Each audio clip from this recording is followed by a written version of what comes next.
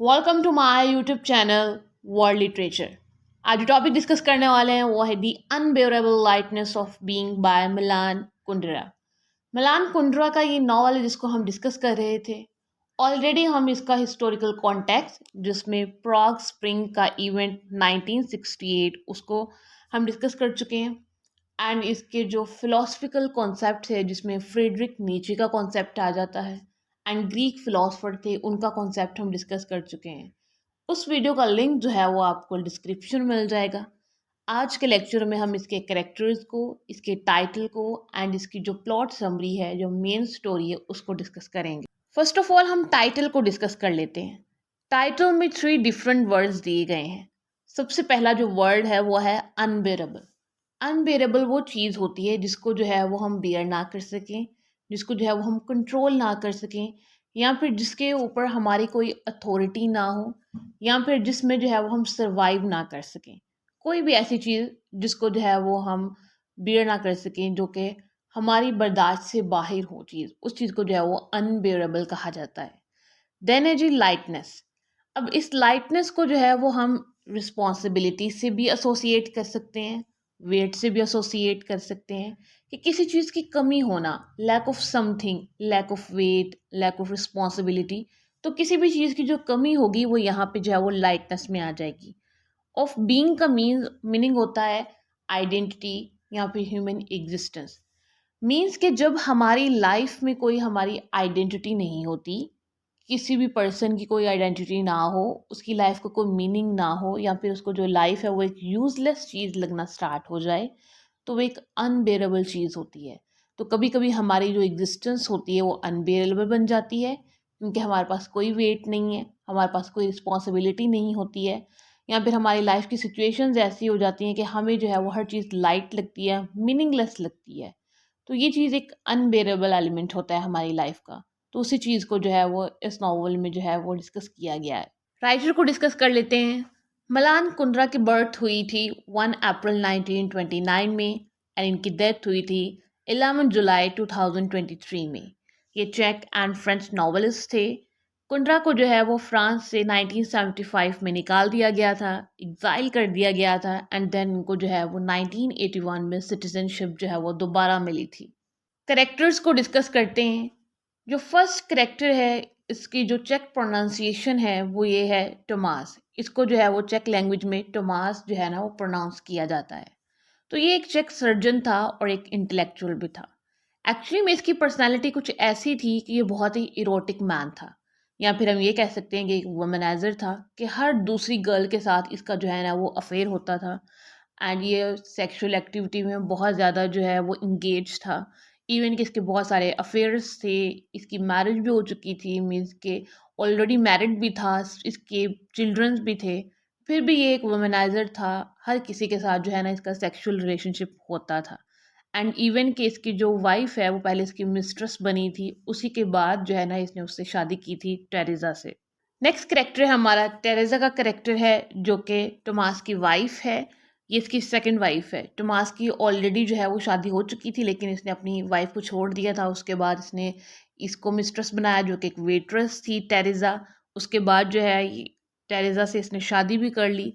Teresa को जो है वो टोमास की हेल्प से जो है वो एक फोटोग्राफर की जॉब मिली, जिससे जो है उसको काफ़ी कॉन्फिडेंस आया था। करेक्टर है हमारा सबीना का करेक्टर, जो कि टोमास की ही मिस्ट्रेस है और उसकी क्लोजेस्ट फ्रेंड भी है।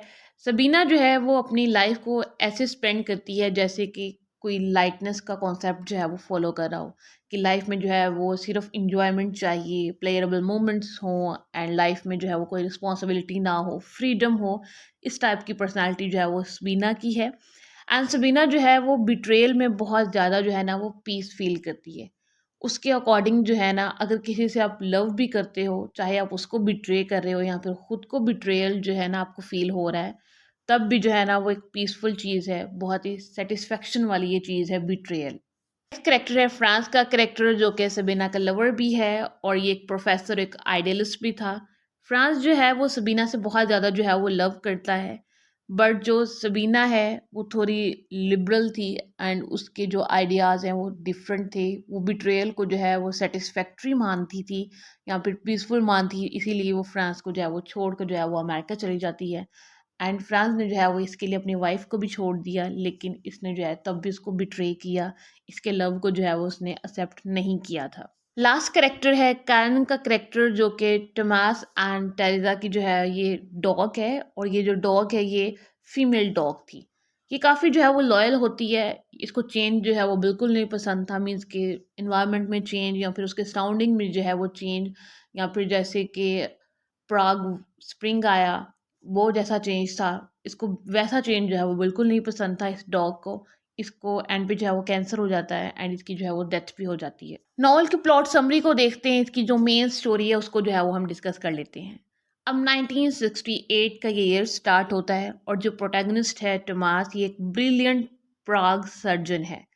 अब ये जो फिलॉसफी ऑफ लाइटनेस है ये इसको फॉलो करता है, और अपनी लाइफ में जो है ना ये इरोटिक एडवेंचर्स, सेक्सुअल एडवेंचर्स, इस टाइप के एडवेंचर्स जो है ना वो इसको बहुत ज़्यादा जो है वो पसंद थे, जिससे जो है ये खुद को एक्सप्लॉइट करता था या फिर दूसरी गर्ल्स या फिर जो भी वुमेन इसकी लाइफ में आई थी उनको इसने जो है वो एक्सप्लॉइट किया था। टोमास ऑलरेडी मैरिड था, लेकिन इसने अपनी वाइफ और चिल्ड्रन को जो है वो छोड़ दिया था और अपनी एक फ्रीडम की जो लाइफ है वो गुजार रहा था। होता क्या है कि इसको जो है वो एक वेट्रेस मिलती है जिसका नेम होता है टेरेसा। टेरेसा एक फ्रस्ट्रेटेड लाइफ गुजार रही थी। वो ऑलरेडी ढूंढ रही थी कि कोई मुझे जो है ना वो रिच मैन मिल जाए या फिर कोई ऐसा मैन मिल जाए जिसके साथ जो है ना मैं अपनी पीसफुल लाइफ जो है वो स्पेंड कर सकूं।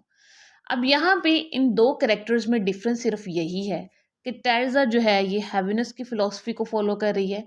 रिस्पॉन्सिबिलिटी, वेट, बर्डन, ईटीसी, इस टाइप के जितने भी एलिमेंट्स हैं वो टेरेसा की पर्सनालिटी में हैं।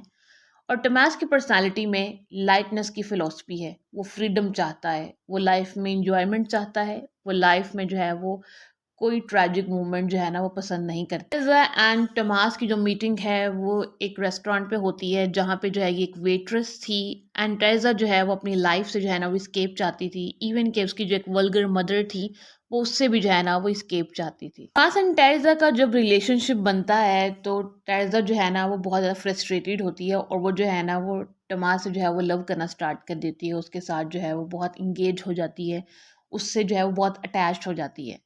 तो टमास जो है वो टेरेसा को हैप्पी करने के लिए जो है ना इसे शादी कर लेता है, लेकिन फिर भी जो है ना ये अपनी मिस्ट्रेसेस रखता है, जैसे कि उसने सबीना को अभी तक रखा हुआ था। सबीना इसकी क्लोज फ्रेंड भी थी, इसकी मिस्ट्रेस भी थी। इवन कि टमास की शादी के बाद भी बहुत सारे जो है ना वो लव अफेयर चलते हैं। सबीना जो है ये एक टैलेंटेड पेंटर थी जो कि टमास की नेक्स्ट मिस्ट्रेस थी। सबीना एंड टेरेसा जो है ना वो बहुत हैप्पी और फ्रेंडली एक रिलेशन रखती हैं। इवन कि टेरेसा जो है वो टमास की ये जो सेक्सुअल हैबिट्स हैं उनको एक्सेप्ट कर लेती हैं, लेकिन जो इसके करेक्टर में ये जितने भी एडवेंचर्स थे इरोटिक, उन सबको भी ये जो है वो एक्सेप्ट कर लेती है एंड सबीना के साथ जो है ना ये बहुत हैप्पीली चलती है। इवन कि टेरेसा को जो है वो सबीना की हेल्प से ही फोटोग्राफर की जॉब भी जो है वो मिलती है। देन जो है वो स्वेट मिलिट्री ऑक्यूपेशन का जो है वो इवेंट आता है, प्राग स्प्रिंग 1968 का जो है वो टाइम पीरियड आता है। टोमास जो है इसने जो है ना एक दफ़ा आर्टिकल लिखा था जो कि चेक कम्युनिस्ट के अगेंस्ट था। तो इसको जो है ना वो वार्न किया जाता है कि तुमने जो है ना वो प्राग को छोड़कर कहीं और चले जाओ, क्योंकि यहाँ पे जो है ना वो अब तुम्हारे लिए ख़तरा है, क्योंकि सोवियत मिलिट्री जो है ना अब यहाँ पे आ चुकी है और वो चेक को जो है वो कंट्रोल करने वाली है, यहाँ पे जो है ना वो कब्जा करने वाली है। न्यूज़ मिलते ही सबीना जो है वो पहले चली जाती है स्विट्ज़रलैंड, उसके बाद टोमास एंड टेरेसा भी जो है ना इसको स्विट्ज़रलैंड में ज्वाइन कर लेते हैं। टेरेसा को जो है ना वो प्राग में जॉब मिली हुई थी फोटोग्राफर की, लेकिन जब वो ज़ुरिक आती है तो उसको फील होता है कि यहाँ पे तो मैं फ्री हूँ, मुझे तो यहाँ पर कोई काम ही नहीं है, तो घर पे बैठने से बेहतर है कि मैं जो है ना वो प्राग वापस चली जाऊँ, क्योंकि टमास के तो ये लव अफेयर्स चलते ही रहेंगे। उसने जो है वो खुद को चेंज नहीं करना है, उसकी ये पर्सनालिटी में जो इरोटिक एडवेंचर्स हैं वो हमेशा ही चलते रहेंगे और वो कभी भी जो है ना वो एक वुमन के साथ जो है वो सिंसियर नहीं हो सकता है। टेरेसा डिसाइड करती है एंड यहाँ पे जो है ना वो बहुत ही इंपॉर्टेंट लाइंस कहती हैं स्टोरी में। कहती है कि one the strong were too weak to hurt the weak, कि एक जब स्ट्रॉन्ग पर्सन है वो इतना वीक है कि वो किसी वीक पर्सन को कुछ जो है ना वो किसी भी बात पे जो है वो हर्ट कर सकता है। The weak had to be strong enough to leave. तो वीक को चाहिए कि वो इतना स्ट्रॉन्ग बन जाए कि वो उस पर्सन को छोड़ दे जिसने इसको हर्ट किया है। मीन्स कि एक स्ट्रॉन्ग पर्सन है, उसे चाहिए कि वो दूसरे के लिए जो है ना वो केयर शो करवाए, उसका जो है वो ख़्याल रखे, उससे जो है वो लव करे। वो इतना वीक बन जाता है कि वो दूसरे को जो है ना वो हर्ट करना स्टार्ट कर देता है।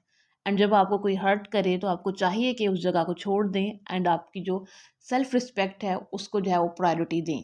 एंड यही सोचकर जो है ना टेरेसा यहाँ से प्राग दोबारा वापस चली जाती है। टोमास जो है वो बहुत हैप्पी होता है कि टेरेसा जो है ना वो इसको छोड़कर प्राग वापस चली गई है और ये उसके लिए एक फ्रीडम का टाइम था।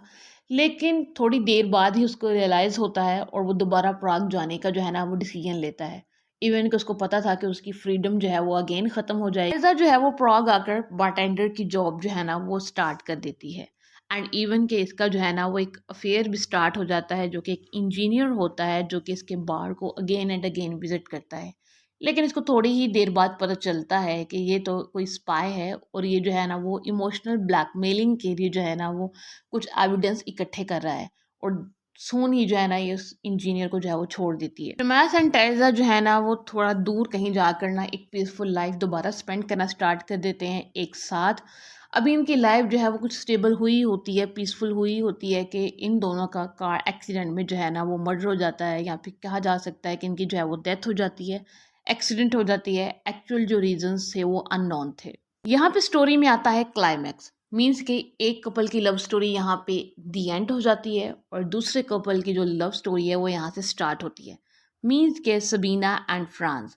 सबीना एंड फ्रांस का जो है ना अब यहाँ से लव अफेयर स्टार्ट होता है। फ्रांस जो कि एक यूनिवर्सिटी प्रोफेसर है और एक आइडियलिस्टिक इंटेलेक्चुअल भी है। फ्रांस जो था वो ऑलरेडी मैरिड था, लेकिन वो फिर भी सबीना के साथ जो है वो रिलेशनशिप में था।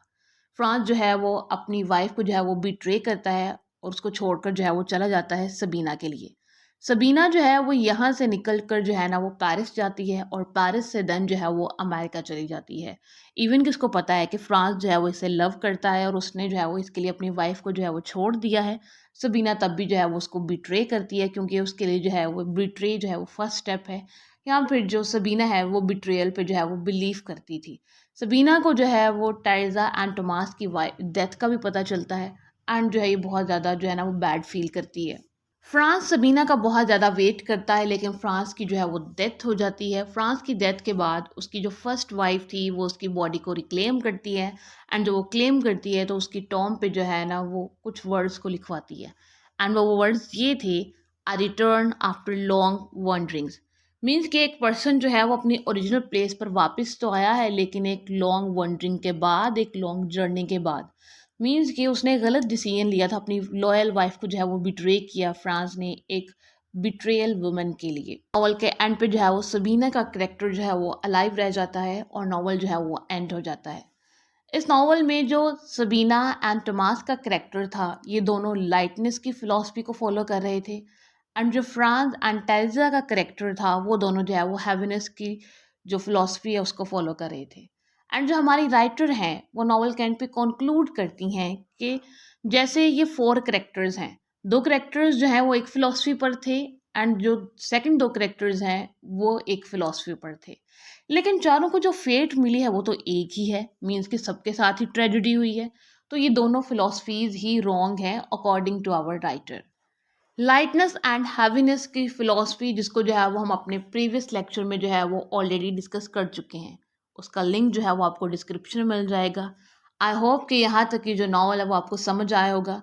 अगर आपने इसको अच्छे से अंडरस्टैंड करना है तो पहले जो है वो इसका फर्स्ट पार्ट देखिएगा। उसमें जो है वो प्राग स्प्रिंग 1968 का इवेंट भी डिस्कस किया गया है एंड ये जो 2 फ़िलॉसफीज़ थी लाइटनेस एंड हैवीनेस की, उसको भी जो है वो डिस्कस किया है।